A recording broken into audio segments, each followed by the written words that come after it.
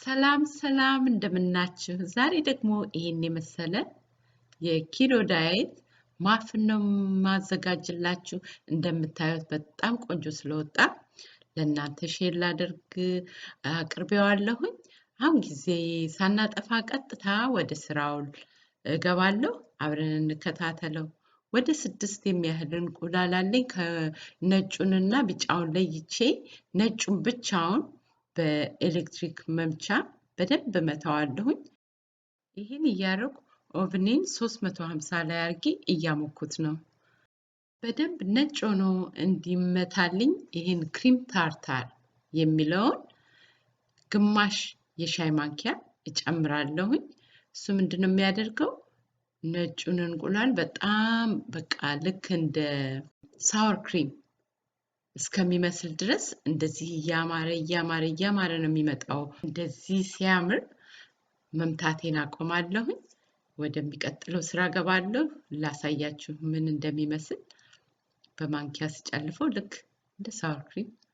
በጣም ቆንጆ ነው የሚሆነው እሺ አሁን የምታዩት አንድ ሙዝ በሽንኩርት መክተፊያ በደንብ አድርጌ እንዲህ አቀላቅለዋለሁ ከዛ የለየሁት ቢጫ እንቁላል አለ አይደል አሁን እዚህ ላይ ጨምሬ ነው ከሙዙ ጋር በደንብ መታዋለሁኝ እንዲህ በደንብ ከተዋሃደልኝ በኋላ የምጨምረው ቤኪንግ ፓውደር ነው 3 የሻይ ማንኪያ በማንኪያው ላይ ጠፍጠፍ ያለ አድርጌ ነው የምጨምረው ሙልት አድርጌ አልጨምረውም 1/4 የሻይ ማንኪያ ጨው ጨምራለሁ 1/4 ብርጭቆ የቀለጠ ቅቤ ጨመርኩኝ አብሬ እመታዋለሁኝ ይሄ ስራ በጣም ቀላል ነው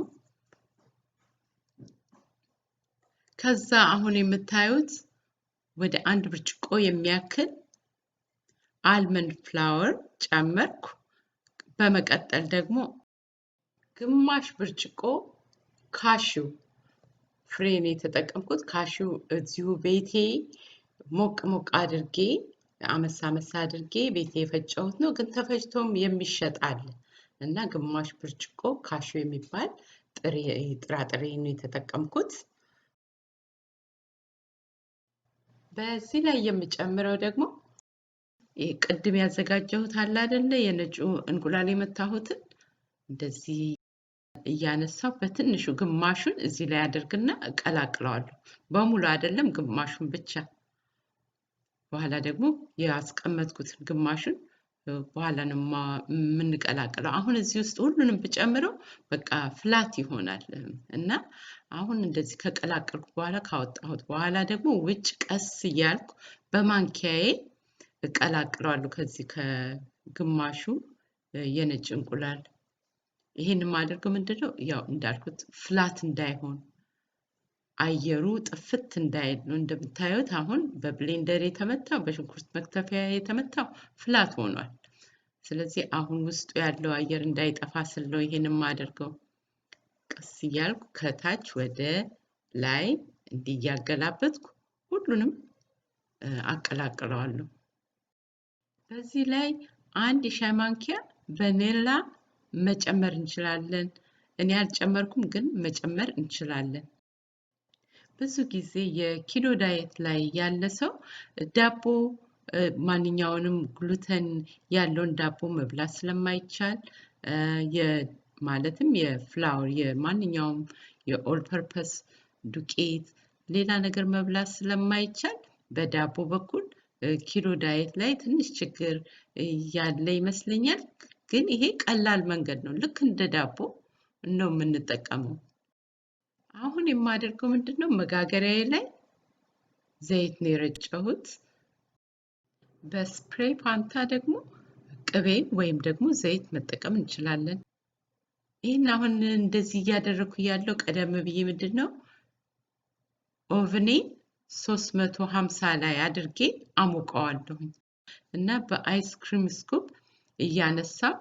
እኩል እንዲሆንልኝ በእያንዳንዱ መጋገሪያ ላይ አደርጋለሁኝ